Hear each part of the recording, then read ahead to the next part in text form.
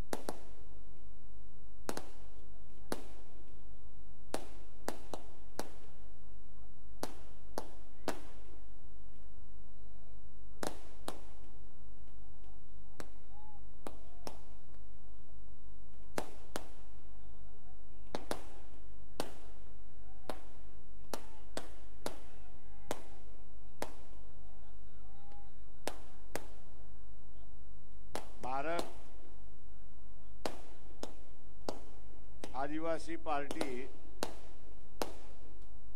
महाराष्ट्राचे असणारे उपाध्यक्ष आणि चोपडा विधानसभेचे असणारे उमेदवार सुनील गायकवाड ज्यांनी आपला असणारा मनोगत व्यक्त केले असे असणारे डॉक्टर महेश मोरे, त्याच्याच बरोबर आदिवासी एकता परिषदेचे असणारे अध्यक्ष राजू माळी, जिल्ह्याचे कार्याध्यक्ष रामदास दादा थोंबरे, जिल्ह्याचे अध्यक्ष दिलीप सोनवणे, वक्फ बोर्डाचे जिल्ह्याचे अध्यक्ष इक्बाल भाई, एकलव्य आदिवासी संघटनेचे आणि मनमाडची सभा आदिवासींची सभा ज्यांनी आयोजित केले असे असणारे अनिल जाधव, यशवंत आहिरे, धनाजी ठावरे, वसंत आहिरे, जयेशचे अध्यक्ष या ठिकाणी संदीप तोरे, शुभांगीताई पवार, त्याच्याच बरोबर युवा जिल्हा अध्यक्ष बाळा पवार, युवराज जाधव, महासचिव ॲडव्होकेट योगेश तायडे, आदिवासी टायगर सेनेचे असणारे प्रमुख पंढरीनाथ मोरे ज्यांनी रावेर लोकसभा मतदारसंघ लढले असे असणारे संजय ब्राह्मणे, जिल्ह्याचे उपाध्यक्ष अशोक बाविस्कर, चोपड्याचे असणारे नगरसेवक मंगल ठावरे, त्याच्याच बरोबर या ठिकाणी या भागाचे असणारे प्रमुख चेतन गांगुर्डे आणि नाशिक शहराचे असणारे अध्यक्ष अविनाश शिंदे उपस्थित आणि या सभेला उपस्थित असणारे सर्व आदिवासी बांधव बंधूंनो, भगिनींनो आणि बाळमित्रांनो, मी हिंदी मराठी असं दोन्ही बोलणार आहे। राजकुमार यांना हे असणारं थोडं कळाल तर अधिक चांगलं आहे असं मी त्या ठिकाणी मानेन।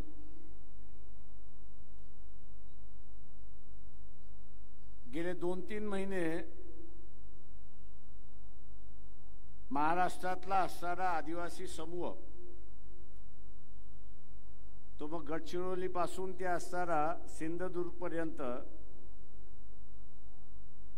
आणि पालघर पासून ते असणारा नांदेडच्या टोकापर्यंत हा वेगवेगळ्या नावाने ओळखला जातो।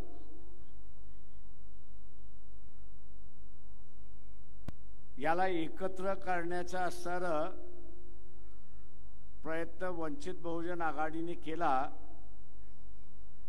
आणि एक आनंदाची बातमी मी असं म्हणेन की वेगवेगळ्या संघटना असेल, वेगवेगळे राजकीय पक्ष असतील, या सगळ्यांनी आपण आता एकत्र गेलं पाहिजे, एकत्र राहिलं पाहिजे हा निर्णय घेतला आणि या निर्णयाची पहिली सभा ही आज आपण असणारा चोपडा या ठिकाणी घेतो आहोत अशी परिस्थिती आहे।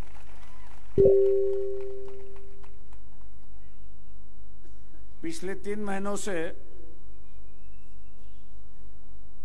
जिसका हम लोग प्रयास कर रहे थे कि एक तरफ गढ़चिरौली है, दूसरी तरफ पालघर है, इस तरफ नांदेड़ है, कोल्हापुर है और सिंधुदुर्ग है। इन इलाकों में बैठा हुआ जो आदिवासी है बिखरा हुआ जरूर है, अलग अलग नामों से जाना जाता है, लेकिन उनकी समस्या एक ही है।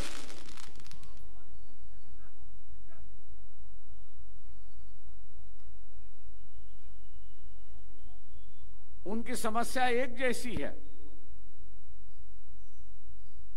और एक जैसी समस्याओं का हल निकालना है, मार्ग काढायचा असेल ते एकत्र करणं गरजेचं आहे, एकत्र येणं गरजेचं आहे आणि या सगळ्या संघटना एकत्र आल्या, एक ताकद झाली असं मी त्या ठिकाणी असणारा म्हणतो। एक ताकद निर्माण झाली। विदर्भातल्या भंडारा, गोंदिया, गडचिरोली, चंद्रपूर, नागपूर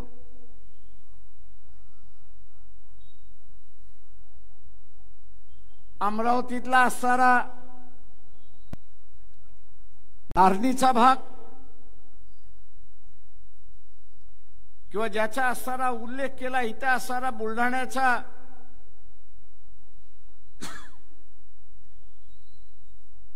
जळगाव जामोदचा भाग असेल, तेलाराचा भाग असेल, या भागात आपण असणारा बघितलं तर 22% आदिवासी राहतो।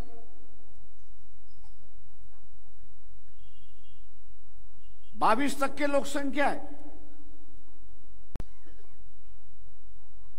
इन इलाकों में आदिवासी को जो संख्या है वो 22% है,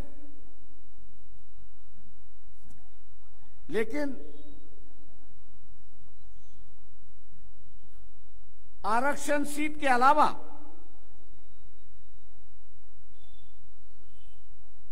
जनसंख्या होने के बाद भी राजनीतिक दल जो है आदिवासियों को किसी तरह की पहचान नहीं दे। और इन्हीं मीटिंगों में हम लोग ने तय किया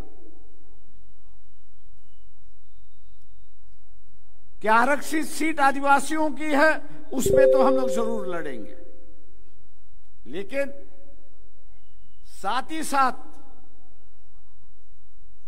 जो मतदार संघ में आदिवासियों की संख्या है, वोटर है, वो भी सीट आदिवासी पहली बार महाराष्ट्र में लड़ेगा। इसी परिस्थिति मुझे कई लोगों ने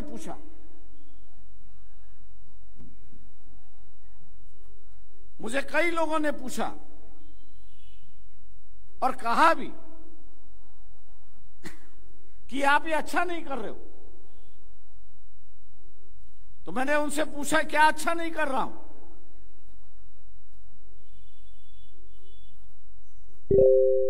आपको किस बात पर एतराज है?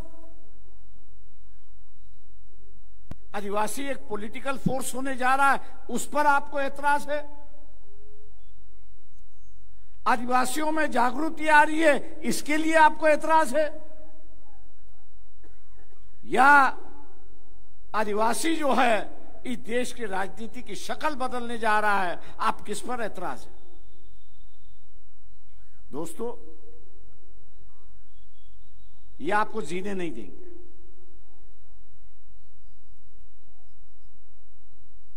ये आपको जीने नहीं देंगे। ये हमेशा आपको तकलीफें देते रहेंगे, एक्सप्लॉइट करते रहेंगे, ताकि आपका इस्तेमाल हो, ऐसी एक परिस्थिति है। मैं आपसे दरखास्त करता हूं, गुजारिश करता हूं कि महाराष्ट्र में राजनीति जो है वो पैसे की राजनीति बन चुकी है। जो लोकसभा का चुनाव हुआ,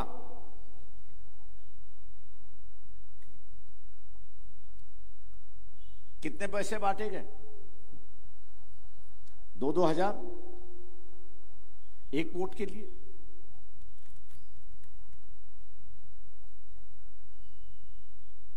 ये जो राजनीति के अंदर पैसे की बात हो रही है, खर्चे की बात हो रही है, अब किसी राजनीतिक दल में उम्मीदवारी मांगने की बात करिए तो पहला सवाल आता है कि आप कितना खर्च कर सकते हो। उस कार्यकर्ता की काबिलियत नहीं दिखाई देती, त्या कार्यकर्त्याचं कर्तृत्व बघितलं जात नाही। तर तो कार्यकर्ता इलेक्शन मध्ये किती खर्च करू शकेल याच्याकडे ते बघितलं जातं। म्हणजे उमेदवारी द्यायची असेल कुठल्याही पक्षाला, उमेदवारी कुठल्याही पक्षाला द्यायची असेल तर ती बोलावी लागते, अशी परिस्थिती आहे। आणि तो जास्त खर्च करेल त्याला उमेदवारी दिल्या जाते, अशी असणारी परिस्थिती आहे। मग ती काँग्रेस असेल, ती भारतीय जनता पक्ष असेल, राष्ट्रवादी काँग्रेस असेल किंवा उद्धव ठाकरेची सेना असेल, अशी परिस्थिती। मी असं मानतोय यांनी आपल्याला आतापर्यंत लुटलं, आता आपण यांना लुटलं पाहिजे, हे लक्षात घ्या। यांनी आतापर्यंत आपल्याला लुटलं, आता आपण यांना लुटलं पाहिजे। त्यांना म्हणा तुम्हाला मत पाहिजे, 2000 चालणार नाहीत, 10,000ला एक मत मी द्यायला बसलोय, लुटा आणि मतदान आपल्याच माणसाला द्या, अशी असणारी परिस्थिती। लोकसभेमध्ये तुम्हाला लुटलं, आम्ही संविधान वाचवतो नारा दिला, काँग्रेसला मतदान दिलं, एनसीपीला मतदान दिलं, शिवसेनेला मतदान दिलं, आणि आज काय है और आज की उनकी भूमिका क्या है? आज त्यांची भूमिका ही आहे की आम्ही आरक्षण काढून घेणार।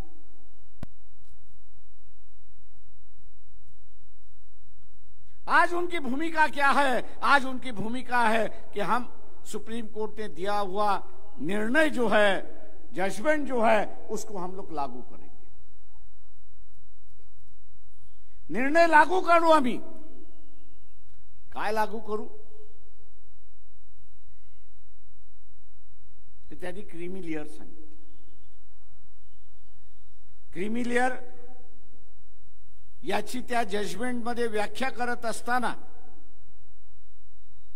क्रीमी लेअरची त्या जजमेंट मध्ये व्याख्या करत असताना त्यांनी असं म्हटलं की एका कुटुंबाने एकदा आरक्षणाचा उपभोग घेतला, त्या जजमेंट मध्ये असं व्याख्या केलेली आहे, की एकदा एका कुटुंबाने आरक्षणाचा फायदा घेतला तर यापुढे त्याला आरक्षण मिळणार नाही, यापुढे त्याला आरक्षण मिळणार नाही। म्हणजे काय झालं, तो आरक्षणातून बाद झाला, तो आरक्षणातून बाद झाला। हा निर्णय लागू कोण करणार आहे, तर भारतीय जनता पक्ष लागू करणार आहे। हा निर्णय लागू कोण करणार आहे, तर काँग्रेस लागू करणार आहे। हा निर्णय कोण लागू करणार आहे, तर हा निर्णय राष्ट्रवादी करणार आहे। आणि हा निर्णय कोणी लागू करणार असेल तर उद्धव ठाकरेची शिवसेना करणार आहे।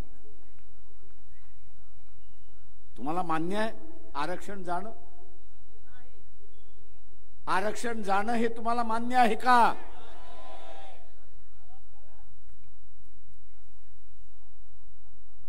आत्ताच माझ्या अगोदर आकडी सांगण्यात आली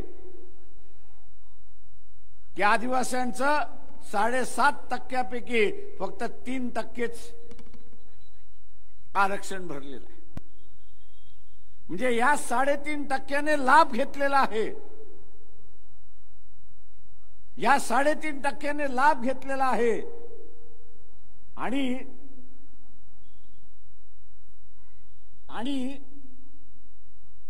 निर्णय काय म्हणताय, जजमेंट काय म्हणताय, निर्णय आणि जजमेंट काय म्हणताय, तर निर्णय आणि जजमेंट असं म्हणताय की तुम्ही लाभ घेतला असाल तर यापुढे तुम्हाला आरक्षण मिळणार नाही। म्हणजे हे जे 3% ज्यांनी आरक्षण घेतलेलं आहे, 3% ज्यांनी आरक्षण घेतलेलं आहे, त्यांना आरक्षणाच्या बाहेर, त्यांना यापुढे आरक्षण मिळणार नाही। मग मिळेल कोणाला, तर ज्यांनी आरक्षण घेतलं नाही त्यांनी, आरक्षण ज्यांनी घेतलं नाही त्यांनी, आरक्षण घेतलं नाही त्याला मिळणार। पण तो आरक्षणाच्या पात्रतेला व्हायला किती वर्ष लागणार? त्यांनी शिक्षण घेतलं असतं तर लागू झालं असतं। आरक्षणाला पात्र व्हायचं असेल तर शिक्षण घ्यावं लागतं, आणि डिग्री मिळवायला किती वर्ष लागतात? डिग्री मिळवायला किती वर्ष लागतात? किती वर्ष लागतात? 22 वर्ष लागतात। 5 वर्ष कॉलेजचे लागतात। शाळा सोडलीस की काय? 20-22 वर्ष लागतात। म्हणजे ज्याला मिळालं, लाभ मिळाला म्हणून तो बाहेर, ज्याला मिळाला नाही तो शिकलेला नाही म्हणून लाभ नाही। त्या लाभाला पात्र व्हायचं असेल तर 22 वर्ष जावं लागेल। लोकांनी संविधान बदलू दिलं नाही, लोकांनी संविधान बदलू दिलं नाही, म्हणून आता आरक्षणच बदला, आरक्षणच संपवा। म्हणजे संविधान मधला असणारा गाभा, संविधानातला असणारा गाभा हाच संपवा, म्हणजे संविधान संपला अशी परिस्थिती। संविधानातला हा गाभा संपला पाहिजे का असं आपल्याला वाटतंय, तेव्हा आपल्याला लढावं लागणार आहे, तेव्हा आपल्याला लढावं लागणार आहे। आणि यावेळेस लढायचं असेल तर मतातून लढलं पाहिजे, हे आपण लक्षात घ्या। मतातून लढलं पाहिजे। SC STचं आरक्षण सुप्रीम कोर्टाच्या निर्णयामार्फत संपवलं जातं। SC STचं आरक्षण हे सुप्रीम कोर्टाच्या निर्णयातून संपवलं जात आहे। आणि OBCचं आरक्षण कशामार्फत संपवलं जाते हेही आपण पाहिलं पाहिजे। मागच्या आठवड्यामध्ये शरद पवार यांचं असणारं विधान होतं। शरद पवार हे आता सर्वांचे नेते राहिलेले नाहीत। शरद पवार आता मराठा समाजाचे नेते झालेले आहेत. कोणाचे नेते झालेले आहेत? कोणाचे नेते झालेले आहेत? याचं कारण की रत्नागिरीच्या सभेमध्ये त्यांनी असं सांगितलं. रत्नागिरीच्या सभेमध्ये त्यांनी असं सांगितलं की एनसीपीचा जरांगे पाटील यांच्या आंदोलनाला पाठिंबा आहे. काय सांगितलं? की जरांगे पाटील यांच्या असणाऱ्या आंदोलनाला एनसीपीचा पाठिंबा आहे. जरांगे पाटील यांची मागणी काय आहे? जरांगे पाटील यांची मागणी काय आहे? जरांगे पाटील यांची असणारी मागणी आहे की मराठा समाजाला ओबीसीतून आरक्षण द्या. मराठा समाजाला ओबीसीतून आरक्षण द्या. आता मला एक सांगा की कोंबडीच्या खुराड्यामध्ये एखादं कुल्ला सोडला तर काय होणार आहे? त्या कोंबड्या राहणार आहेत का? त्याच पद्धतीने मराठा समाजाला ओबीसीच्या आरक्षणामध्ये दिल्यात आलं तर मराठा समाजाचं ओबीसीचं आरक्षण हे मराठा समाज खातल्याशिवाय राहणार नाही. आणि म्हणून ओबीसी संघटनाने भूमिका घेतली की आम्ही याला असणारा विरोध करणार. आम्ही त्याला असणारा विरोध करणार आहोत, लढा देणार आहोत की मराठ्यांचा तुम्ही वेगळा ताट काढा. तुम्ही 10% काय 20% त्यांना द्या, आमची काय हरकत नाही, पण आमच्या ताटामध्ये ते नको आहेत. ते आमच्या ताटामध्ये नको आहेत. आणि वंचित बहुजन आघाडीने सुद्धा तीच भूमिका घेतली की ओबीसीच्या ताटामध्ये मराठा समाज असता कामा नये, त्यांना वेगळं आरक्षण द्या. मित्रो, सरकार तुमचं आहे, तुम्ही वेगळं आरक्षण देऊ शकता. तुम्हाला थांबवलंय कोणी? तुमचा हात कोणी धरलाय? तुमचा हात कोणी धरलाय? पण यांना त्या गरीब मराठ्याला आरक्षण द्यायचं नाही. यांना त्या गरीब मराठ्याला आरक्षण द्यायचं नाही, तर यांना सरस भिडवायचं. यांना असणारं भिडवायचं हे लक्षात घ्या. यांना असणारा भिडवायचा आहे, यांचे लढे लावू द्यायचे आहेत. आणि म्हणून पक्षाच्या वतीने आपण असणारं जुलै महिन्यामध्ये पाऊस असतानाही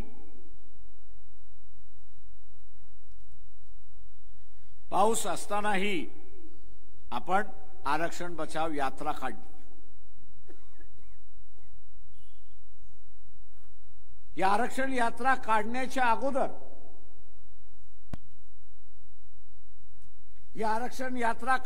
अगोदर हा जो ओबीसी समूह आहे याच्यावरती 2,2500 ठिकाणी 2,225 ठिकाणी हमले करण्यात आले. वर्तमानपत्रांनी कुठे सांगितलं नाही, पोलिसांमध्ये कुठे एफआयआर झाला नाही.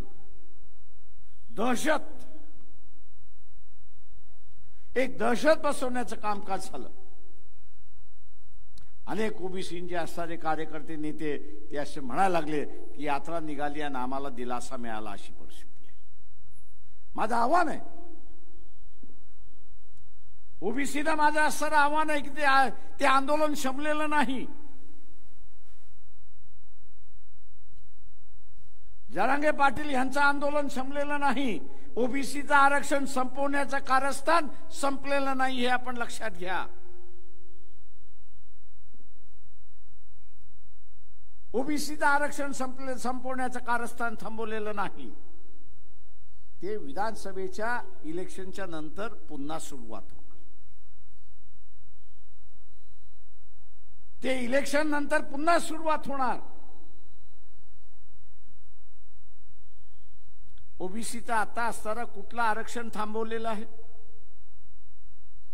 कुठलं आरक्षण थांबवलेलं आहे? राजकीय आरक्षण थांबवलेलं आहे। कोणी थांबवले? कोणी थांबवले? सुप्रीम कोर्टाच्या निर्णयाने थांबलेला। सुप्रीम कोर्टाने कशाच्या आधारे थांबवलेलं आहे? तर सुप्रीम कोर्टाने असं सांगितलंय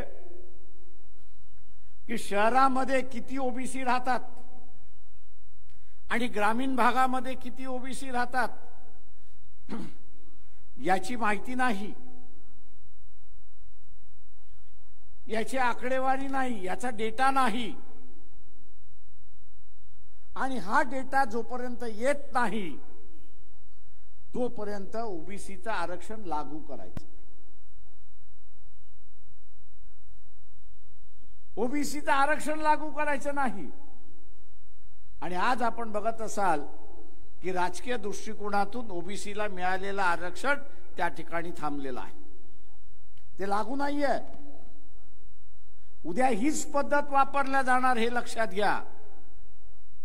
ओबीसी बांधवांनी असं एक लक्षात घेतलं पाहिजे की ते वंचित बहुजन आघाडी शिवाय ओबीसीचं आरक्षण कोणी वाचू शकत नाही हे लक्षात घ्या।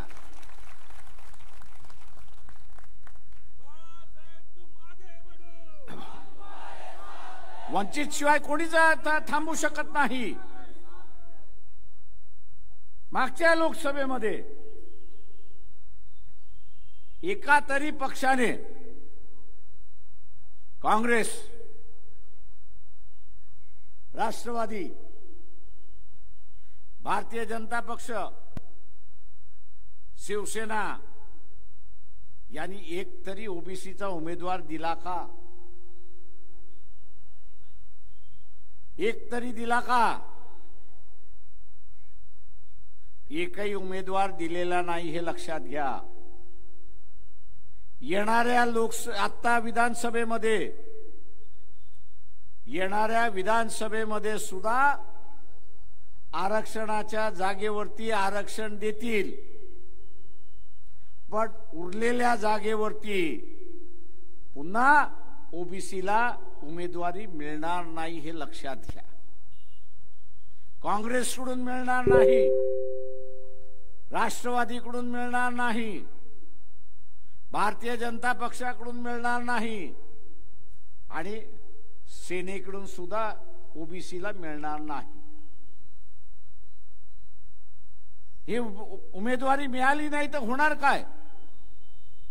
ओबीसीचा आमदार निवडून जाणार नाही। ओबीसीचा आमदार निवडून जाणार नाही। शरद पवारांनी काय म्हटलं की आम्ही असणारा 200 मराठा समाजाचे उमेदवार निवडून आणणार। किती निवडून आणणार आणि कोणाचे आणणार? तर मराठा समाजाचे 200 आमदार आम्ही निवडून आणणार। कशासाठी निवडून आणणार? तर ओबीसीची जी मागणी आहे की जनगणना झाली पाहिजे, जनगणना झाली पाहिजे ही जी मागणी आहे ती मागणी मान्य केल्या जाईल। आणि सुप्रीम कोर्टाने राजकीय आरक्षण ज्या मुद्द्यावरती थांबवलेलं आहे की डेटा नाही, ओबीसीची आकडेवारी नाही, तोच मुद्दा विधानसभेच्या निवडणुकीनंतर ठराव मंजूर केला जाईल की जनगणना आम्ही मान्य करतो, पण जनगणनेमुळे आकडेवारी कळेल, आत्ताची आकडेवारी नाही। म्हणून शिक्षण आणि नोकरी, आता जे आरक्षण मिळतंय ते शिक्षण आणि नोकरी, तेव्हा शिक्षण आणि नोकरी याच्यामधला आरक्षणाला स्थगिती देतो आहोत। आकडेवारी आली की आम्ही देतो। आता आकडेवारी येणार कधी? आकडेवारी येणार कधी?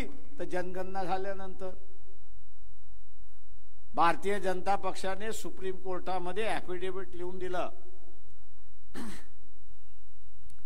भारतीय जनता पक्षाने सुप्रीम कोर्टामध्ये ऍफिडेव्हिट लिहून दिलेला आहे की आम्ही जातीय जनगणना करणार नाही. आम्ही जातीय जनगणना करणार नाही. काँग्रेसवाले म्हणतात आहेत की आम्ही जातगणना करू. अरे तुमच्या राज्यामध्ये कर्नाटक सारखं राज्य आहे, तेलंगणा सारखं राज्य आहे, तुम्ही बिहार सारखं जिल्ह्यातलं राजकारण का करत नाही? बिहार सारखं तुम्ही तुमच्या राज्याच्या जनगणना का करत नाही? काँग्रेस फसवते हे लक्षात घ्या. काँग्रेस सुद्धा जातगणनेच्या विरोधात आहे हे आपण लक्षात घ्या. आणि जातगणना झाली नाही तर टक्केवारी कळत नाही, आणि टक्केवारी कळत नाही म्हणून ओबीसीचं आरक्षण लागू होत नाही अशी परिस्थिती आहे. कायमचं बंद करण्याचा मार्ग हा सुचवलेला हे लक्षात घ्या. उद्याच्या बेरोजगारीचा प्रश्न आहे, मी नाही असं म्हणत नाही. उद्याचा असणारा शेतीतल्या मालातला हमी भावाचा कायदा झाला पाहिजे हेही बरोबर आहे, मी त्यालाही नाकारत नाही. पण उद्या जगण्याची साधनं राहिली नाही तर हे कायदा काय त्या ठिकाणी करणार? हा कायदा त्या ठिकाणी काय करणार आहे? मी असं विचारणार आहे की 1990 नंतर मंडल कमिशन लागू झालं. व्हीपी सिंगाने ते लागू केलं. तुमच्या घरामध्ये अधिकारी झाला की न झाला? ओबीसीच्या घरामध्ये अधिकारी झाला की न झाला? डॉक्टर झाला की न झाला? इंजिनियर झाला की न झाला? कशामुळे झाला? या आरक्षणामुळे झाला. आता हा जर आरक्षणामुळे झाला असेल तर ही व्यवस्था चालू ठेवायची की बंद पाडायची? चालू ठेवायची की बंद पाडायची? चालू ठेवायची असेल तर आपल्याला या पक्षांना मतदान देता कामा नये. कोणाला मतदान द्यायचं नाही? कोणाला मतदान द्यायचं नाही? कोणाला मतदान द्यायचं नाही? दुसरा, तिसरा, चौथा, आणि आपलं मत कोणाला? आपलं मत कोणाला? आपल्याला सर एक लक्षात घ्यावं लागेल की त्यांनी जसा चंग बांधलाय की 200 निवडून आणायचा, आपणही त्या सरा चंग बांधला पाहिजे की 100 ओबीसी आम्ही निवडून आणल्याशिवाय राहणार नाही. हा चंग आपण त्या ठिकाणी बांधला पाहिजे.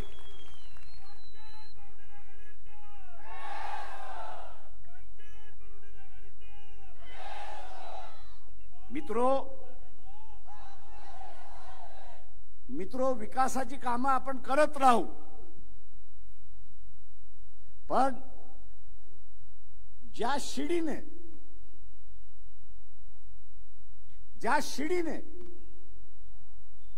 आपण वरती गेलो, ती शिडी शाबूत राहिली पाहिजे हे आपण लक्षात घ्या. भारतीय जनता पक्ष मध्यंतरी दंगल करायला बघत होती, हिंदू मुसलमानाच्या दंगली करायला बघत होती, आणि पुन्हा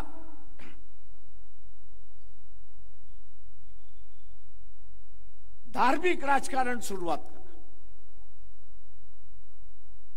मुसलमान जसा म्हणतो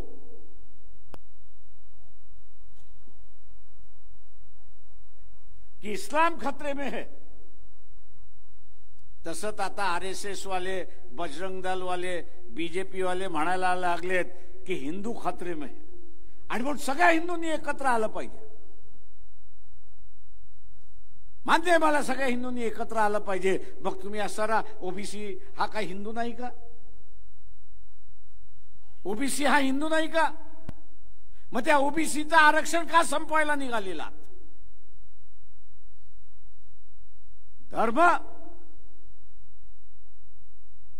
हे फक्त शब्दप्रयोग करतात, त्याच्या पलीकडे करत नाही.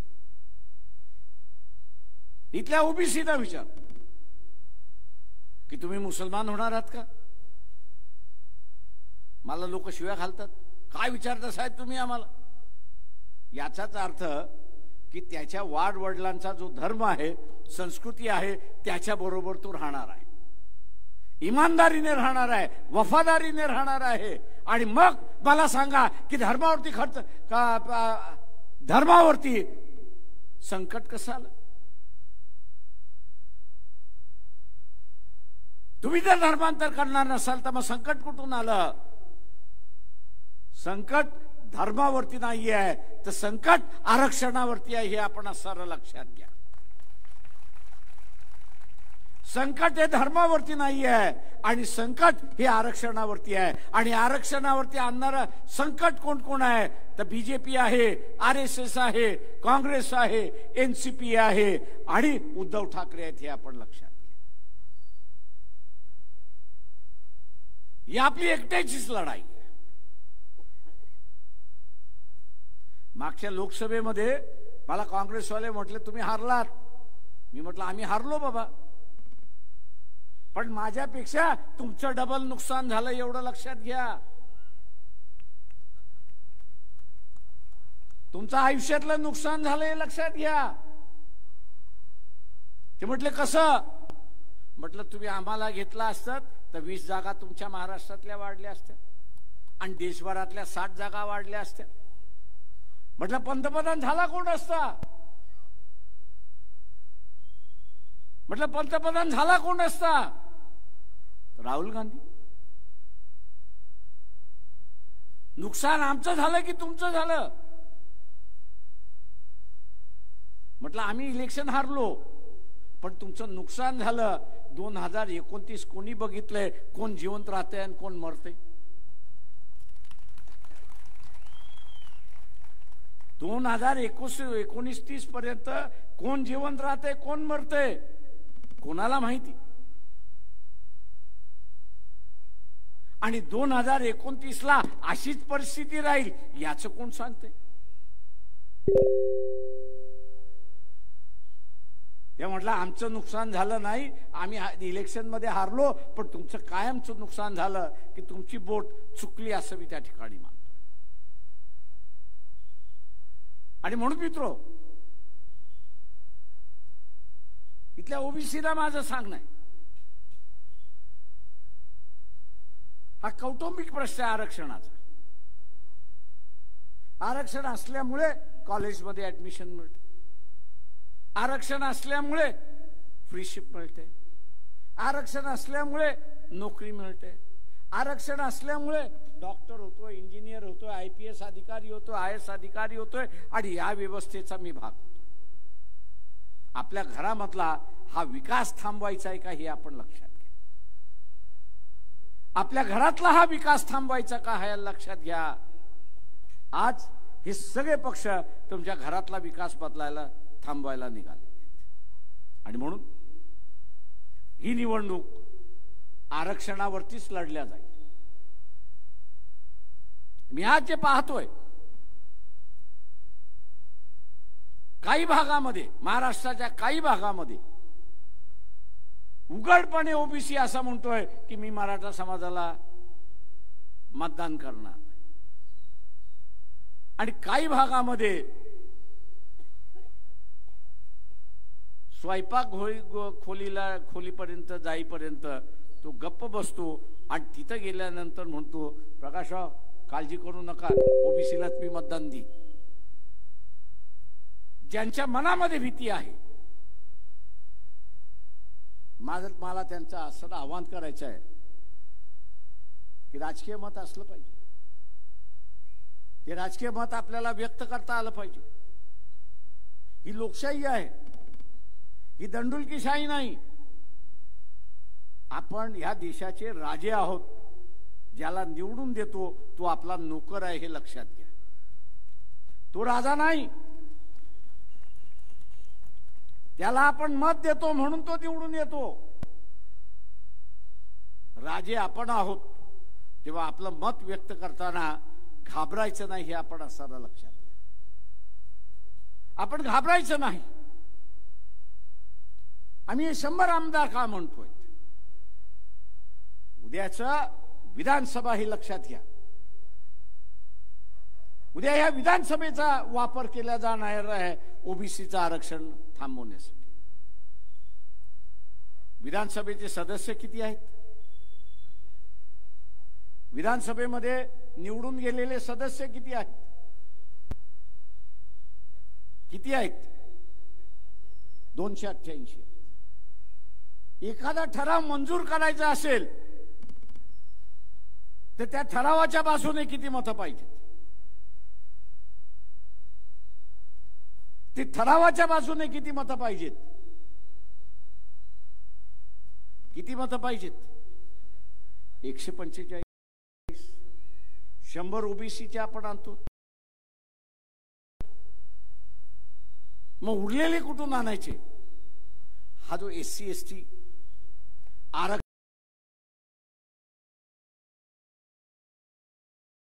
आरक्षणाचा मतदारसंघ जो आहे, लढाई उद्या या आरक्षणाच्या मतदारसंघावरतीच होणार हे लक्षात घ्या. जसं आपण म्हणतोय तसं इतरांनी सुद्धा चंग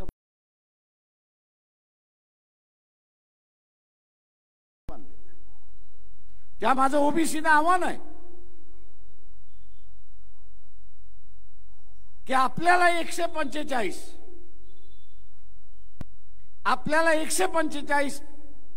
हा आकडा गाठायचा असेल आणि तेवढे आमदार आपल्याला निवडून आणायचे असतील तर आपण आरक्षणाच्या जागेवरती, मग तो SC मधला असेल किंवा ST मधला असेल, ती जागा SC असेल किंवा ST असेल, त्याला जसा ओबीसीच्या आरक्षणाचा संबंध नाही त्याला लाभच होत नाही.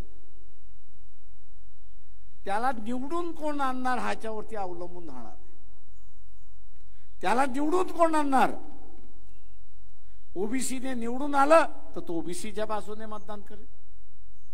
ओबीसीने निवडून आलं तर तो ओबीसीच्या बाजूने मतदान करेल. आणि त्याला उद्या पाटील यांनी असं निवडून आणलं, मराठा समाजाने निवडून आणलं तर तो काय म्हणणार की मला त्यांनी निवडून आणलेलं आहे तेव्हा मला मतदान त्यांच्या बाजूने दिलं पाहिजे. तेव्हा आपण सुद्धा या आरक्षणाच्या जागेवरती जे उमेदवार निवडून राहणार आहेत ते ओबीसीच्या मतावरती निवडून आले पाहिजे हे आपण बघणं आपलं कर्तव्य आहे हे लक्षात घ्या. उद्याची ही लढाई, सभागृहातली लढाई आपल्याला जिंकायची. मी नेहमी म्हणतोय की इलेक्शनच्या अगोदर ओबीसीच्या आरक्षणाला अजिबात धोका नाही. इलेक्शनच्या अगोदर ओबीसीच्या आरक्षणाला धोका नाही. पण इलेक्शन संपलं, नवीन सभागृह झालं की ओबीसीच्या आरक्षणाला धोका झाला. जर आपण सतर्क राहिलो नाही, तो धोका थांबवण्यासाठी 100 ओबीसीचे आमदार आपण त्या ठिकाणी आणले पाहिजे. आणि SC STचे जे राखीव जागेचे मतदार आहेत याच्यावरती सुद्धा ओबीसीने त्यांना निवडून आणलं पाहिजे. ते आपण निवडून आणाल अशी अपेक्षा मी आपल्या सगळ्यांकडून या ठिकाणी बाळगतोय. मित्रो, ती अपेक्षा मी आपल्या सगळ्यांकडून या ठिकाणी बाळगतोय. हा मतदारसंघ आदिवासी आरक्षित मतदारसंघ आहे. हा मतदारसंघ आदिवासी आरक्षित मतदारसंघ आहेत. आणि भारत आदिवासी पार्टीचे असणारे सुनील गायकवाड हे इथले उमेदवार आहेत की ज्यांची उमेदवारी आपण या ठिकाणी जाहीर केली. उद्या ते गावात येतील न येतील, उद्या ते गावात येतील न येतील, ते प्रभागात येतील न येतील, आपण चंग बांधला पाहिजे, खुणगाठ बांधली पाहिजे. चंग बांधला पाहिजे, खुणगाठ बांधला पाहिजे की माझं मत हे या ठिकाणी सुनील गायकवाड यांनाच आणि त्यांनाच मी निवडून आणणार ही आपण खुणगाठ बांधाल ही अपेक्षा बाळगतो। आपण शांततेने ऐकलं त्याबद्दल मी आपला असताना आभारी आहे। जय भीम, जय भारत, जय बिरसा मुंडा।